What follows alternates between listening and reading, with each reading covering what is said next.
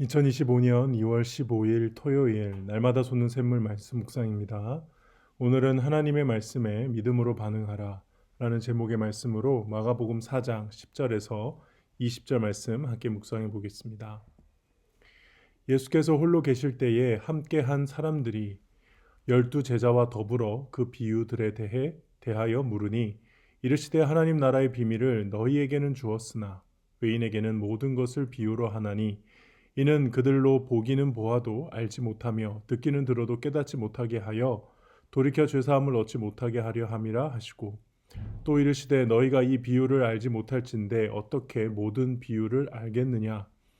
뿌리는 자는 말씀을 뿌리는 것이라. 말씀이 길가에 뿌려졌다는 것은 이를 가리킴이니 곧 말씀을 들었을 때에 사탄이 즉시 와서 그들에게 뿌려진 말씀을 빼앗는 것이요 또 이와 같이 돌밭에 뿌려졌다는 것은 이들을 가리킴이니 곧 말씀을 들을 때에 즉시 기쁨으로 받으나 그 속에 뿌리가 없어 잠깐 견디다가 말씀으로 인하여 환난이나 박해가 일어나는 때에는 곧 넘어지는 자요. 또 어떤 이는 가시떨기에 뿌려진 자니 이들은 말씀을 듣기는 하되 세상의 염려와 재물의 유혹과 기타 욕심이 들어와 말씀을 막아 결실하지 못하게 되는 자요. 좋은 땅에 뿌려졌다는 것은 곧 말씀을 듣고 받아 30배나 60배나 100배의 결실을 하는 자니라. 아멘. 내용 관찰 1번입니다. 예수님께서는 하나님 나라의 비밀이 누구에게 허락됐다고 말씀하십니까? 11절 12절 말씀 보면은 이르시되 하나님의 나라의 비밀을 너희에게는 주었으나 라고 하고 있습니다. 근데 이 너희가 10절에 보면요.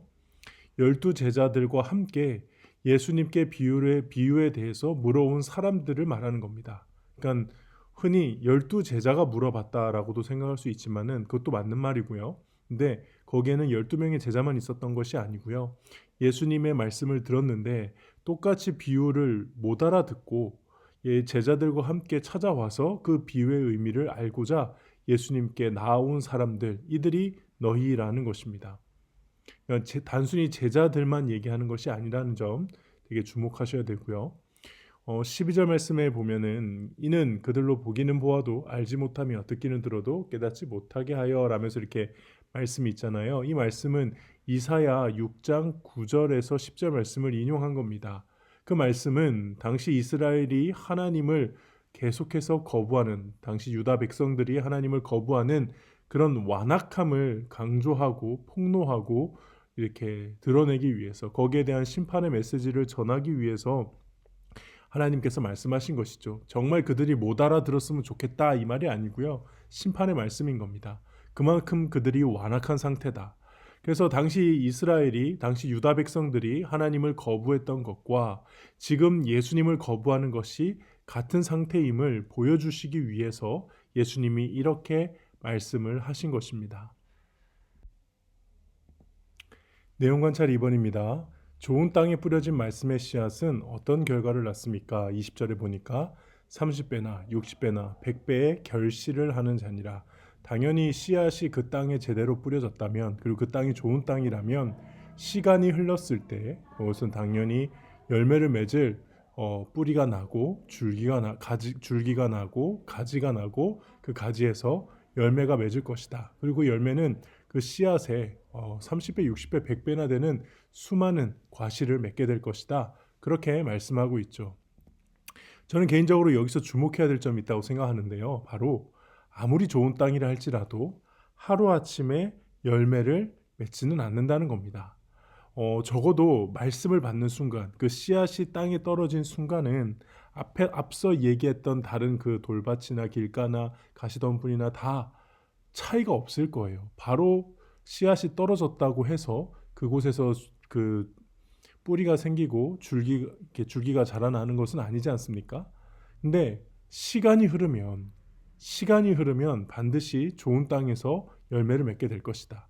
그러므로 말씀을 듣고 곧바로 열매가 없다고 해서 낙심하지 말아야 한다고 저는 생각합니다. 연구와 묵상입니다. 말씀의 씨앗이 좋은 땅에 뿌려지면 30배, 60배, 100배의 결실을 맺는다는 것은 어떤 의미일까요?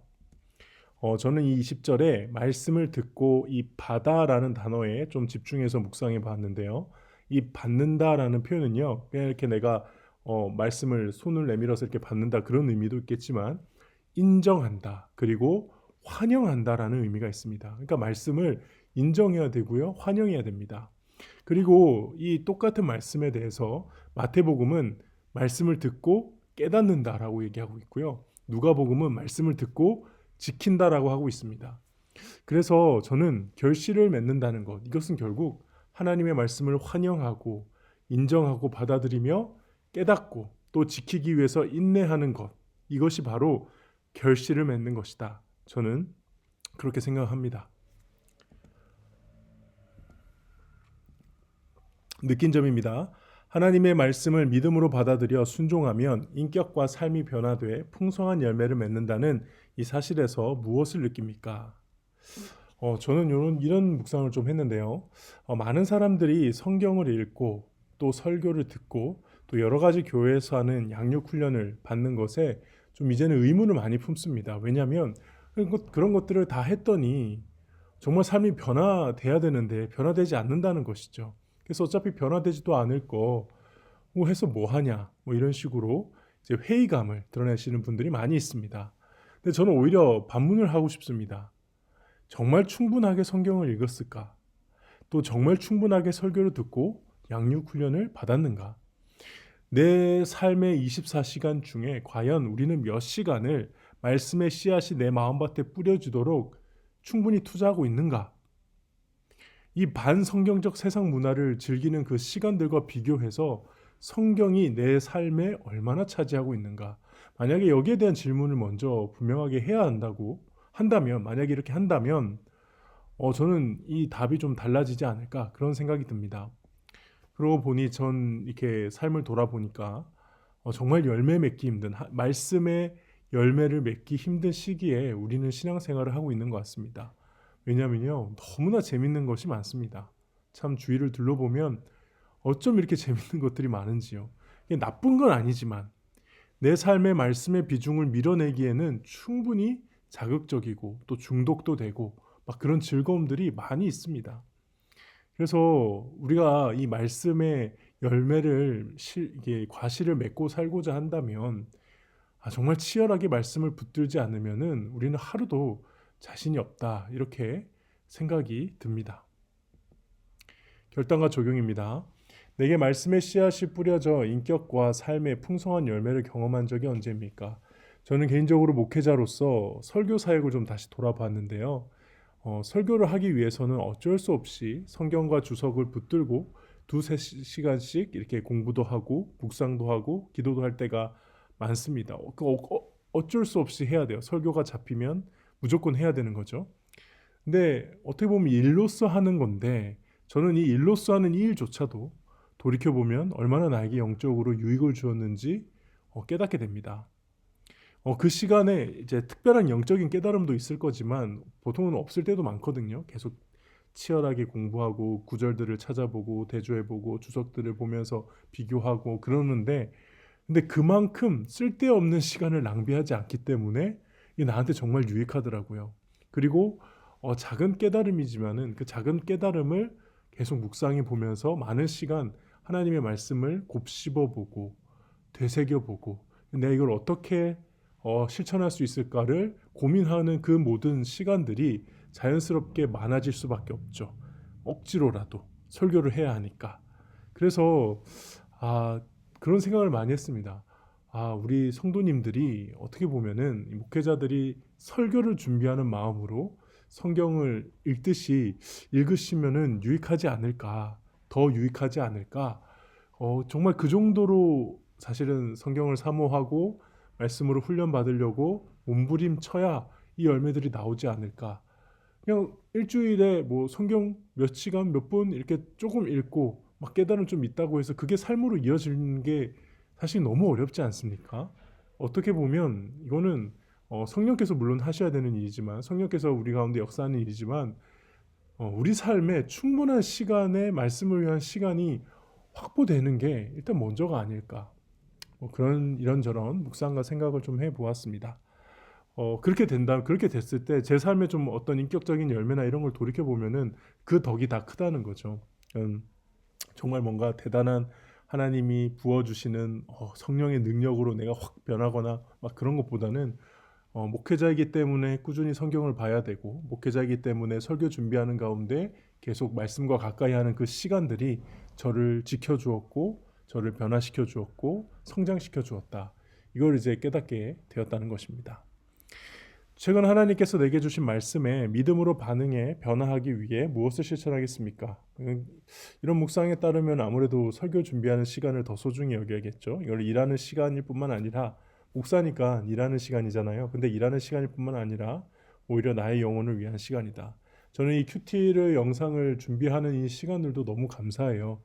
최근에 보면 영상이 갑자기 하루에 막 2개씩 올라가고 그런 적 있잖아요. 가능하면 이제 빼먹고 싶지 않아서 그때 제가 그 장례식장이라든가 여러 가지 사역들 때문에 도저히 시간이 안 나서 큐티를 못 했었는데 영상을 올리니까는 밀린 큐티를 하게 되더라고요. 그리고 그 밀린 큐티를 한다는 거는 결국 그만큼 내 삶의 시간을 빼어서 말씀 앞에 서야 하는 시간이 있어야 된다는 거잖아요. 그게 얼마나 나한테 유익한가.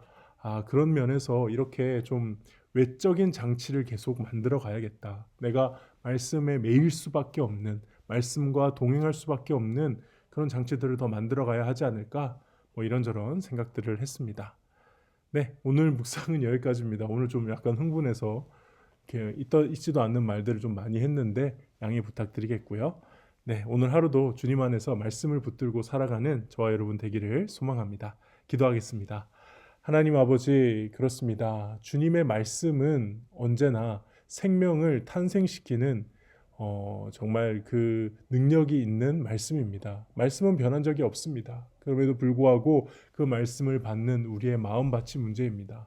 물론 주님, 이 마음밭은 저희가 스스로 기경할 수 없음을 고백합니다. 성령께서 우리의 마음을 주님, 그 말씀을 받기 합당한 마음으로 겸손하고 주님의 말씀을 사모하는 마음으로 변화시켜 주옵시고, 그 말씀을 환영하고 그 말씀에 시간을 투자하며 그 말씀과 씨름하며 살아감을 인하여 하나님의 뜻에 조금씩 가까워지고 삶의 열매를 맺어가는 저희가 될 수 있도록 주님 인도하여 주시옵소서. 감사드리며 예수님의 이름으로 기도합니다. 아멘.